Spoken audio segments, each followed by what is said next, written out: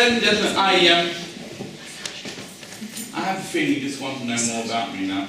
So I'll share this much. Due to what we call economic circumstance, I'm forced in London to perform on a circuit known as the alternative cabaret or comedy circuit.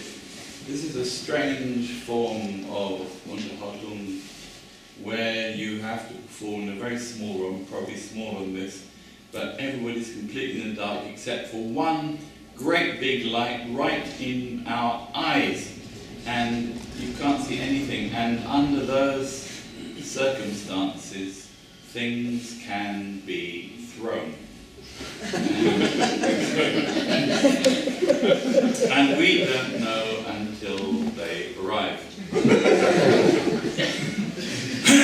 What is thrown normally is what we call verbal abuse, or basically insults, or heckling as it's known. And for some reason or other, it's usually done in Russian. I have no idea why. Well, I think it's in Russian anyway, because it always seems to end in off. And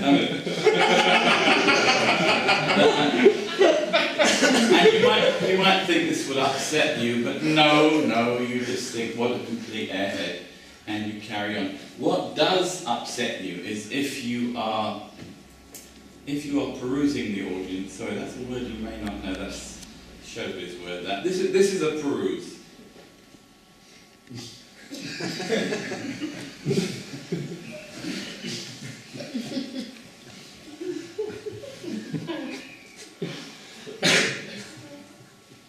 Yes, we professionals do that all the time, so that none of you feel left out.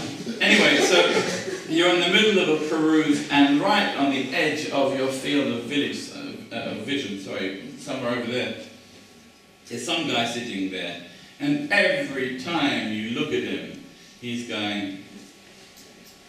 And that does put you off. Especially the very first time it happened to me, which was right at the beginning of what I like to call my career.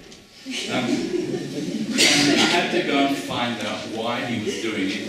And it seems that somewhere in my show that night I had done blues. And according to him, the version of the blues that you did was different to the version done by Blind, Deaf and Partially Stupid Willie on a cylinder made in New Orleans in 1902. So you're wrong. And I thought, what a complete pillar. And then I thought, no. If I could know about some music better than anybody else, it'd be good for my ego, for my self-image, yeah? And I could be just as big an idiot and an expert as this guy was. And then suddenly it arrived in Great Britain. It must have been about 1964 when I was 11 years old. And it was called Bossa Nova because it's foreign. And that year everything was bossa. Now, I don't know if you know the way the music business works, or there used to be a music business, I'm not sure there is anymore, but in the old days, it was all controlled by record companies. Not just record companies, not just a company, but special young men inside the record companies. And these men were called A and R men. This means artists and repertoire. Now, these were not ordinary young men. No, they had to obey three important rules to be one. Number one, you had to be under 19 years old with one earring. Okay. Number two, you had to be completely tone deaf, or possibly just deaf, it's all right. And thirdly, and the most important thing was you had to have an intelligence just too low to get into the army. Now, these are the chaps who basically decide what you hear on the radio, you see? It's beginning to make sense now, isn't it? And, well, what happened in practice is that every 2 or 3 years somebody made a really good record. It wasn't so much released, it more had to escape, but it got out there somehow. And because it was very good, we all went out and bought it. So these brains got together somewhere and went, oh, that's what they wanted. Oh, well, we'll give them all that then. So for the next 3 years, you got worse and worse copies of the good record. Back in 1964, there was a massive worldwide hit called Garota de Ipanema, the girl from Ipanema. And suddenly, everything was bossa. In England, we had, the Queen, bossa. In France, it was a little bit more sexy. It was like La Marseillaise, bossa. And in Germany, ladies and gentlemen, they were dancing the night away to Deutschland über alles, bossa. Now, listen, you laugh. It went through Poland in 3 weeks.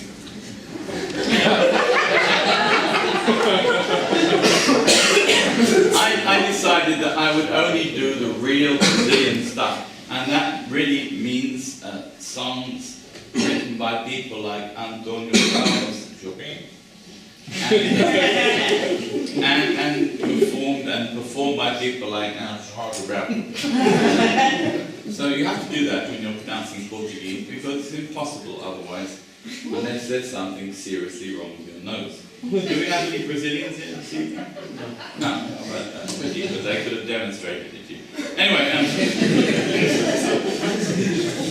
Anyway, imagine my surprise when, about 2 years later, I got a new CD, it would have been an LP then, wouldn't it?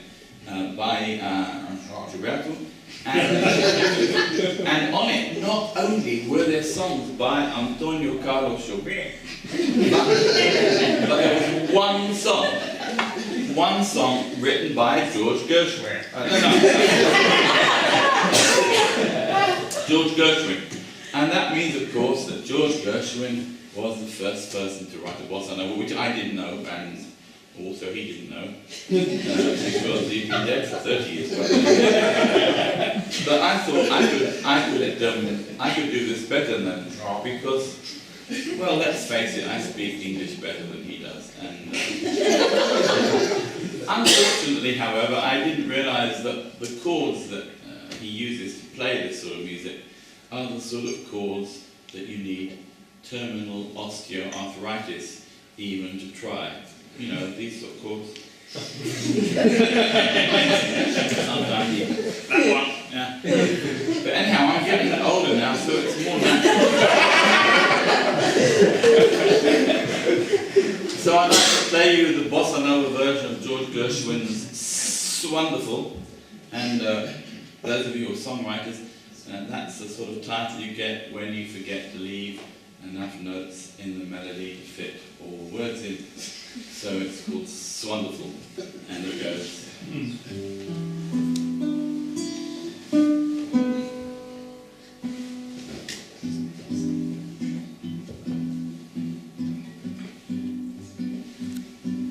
It's wonderful,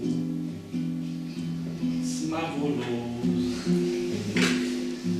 You should get for me. Soft, nice paradise.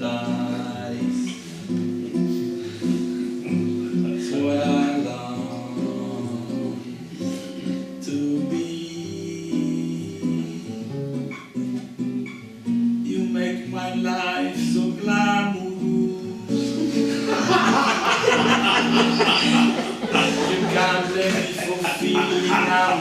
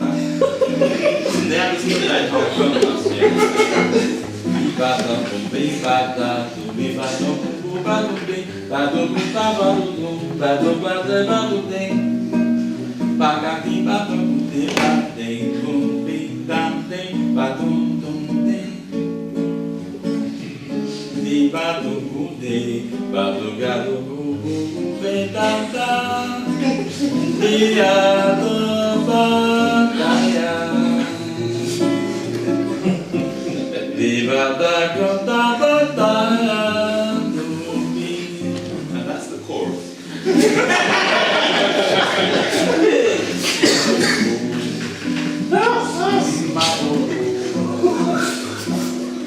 You should care for me. Suffer nice paradise.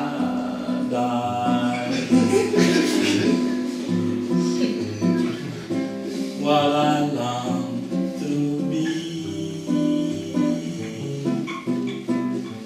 You make my life so glamorous. You can't blame me for feeling it's wonderful, it's marvelous.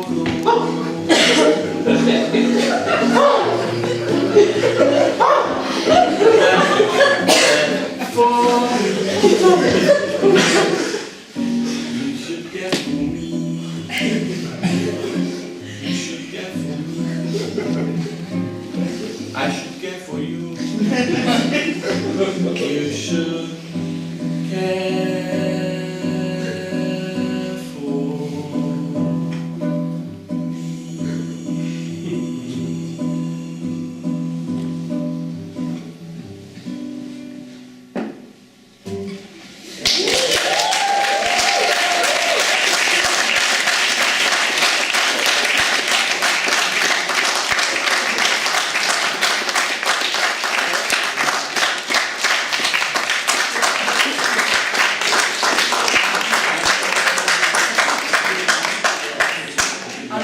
Catherine's very well behaved, isn't it?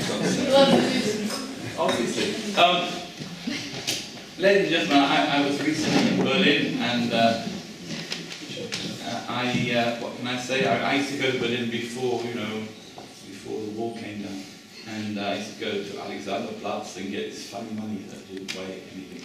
And then, when was it? 89, I think it happened. This wall comes down, and everybody's really happy. And, capitalism was won, and communism was lost, and it's 1-0 to us, and all this, and everybody's very happy until 2008, and now the score is 1-1. But so I would like to take you back to those happy times when we thought it was all going to work, and of course people didn't quite realise that Margaret Thatcher and Mr. Reagan had taken all the control of the banks, and then they go completely potty for the next 30 years and landing us where we are now. However, that's another story. Let's take you back to the happy times, and there was a word being used at the time, some of you may remember, called glasnost. So I would like to do a glasnost song for you, and what's a glasnost song? Well, in my book anyway, my definition of glasnost is any song written in the USA, but glorifying the USSR as was, or indeed any part of it. Then you're thinking, well, that couldn't possibly happen. It would. No, it did several times. And you're thinking, okay, some song I've never heard of, some rubbishy song. No. You will probably, almost all of you will know this song. And so the only question remaining is, was the place this was written about really in the USSR? Yes, I've seen maps, there's words there, it definitely was. So I'd like to do this 1920s jazz classic for you, my glasnost song.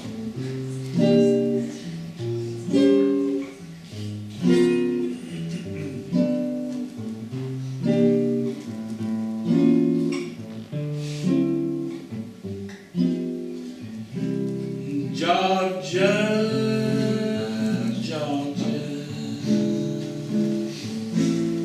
the whole day through, just an old sweet song brings Georgia my mind. Georgia on my mind each day. Georgia, a song of you comes as sweet and clear as moonlight through the pine.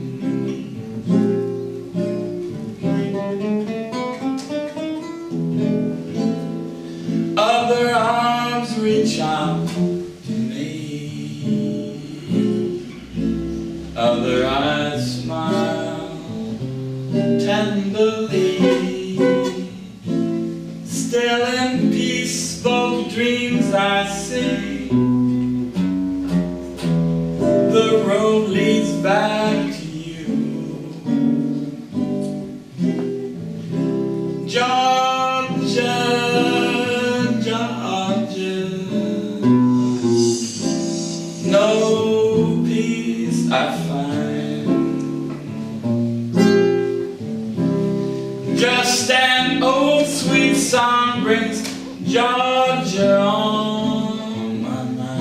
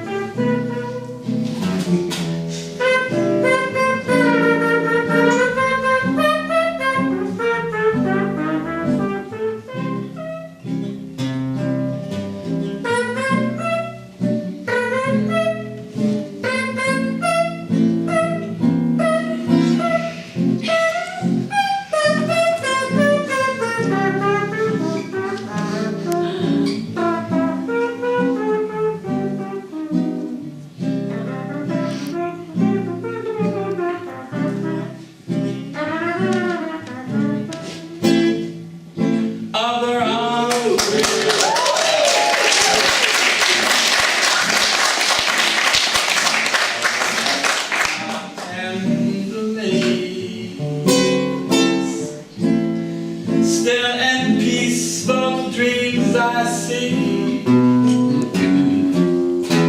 The road leads back to you. Georgia, Georgia, no peace I find.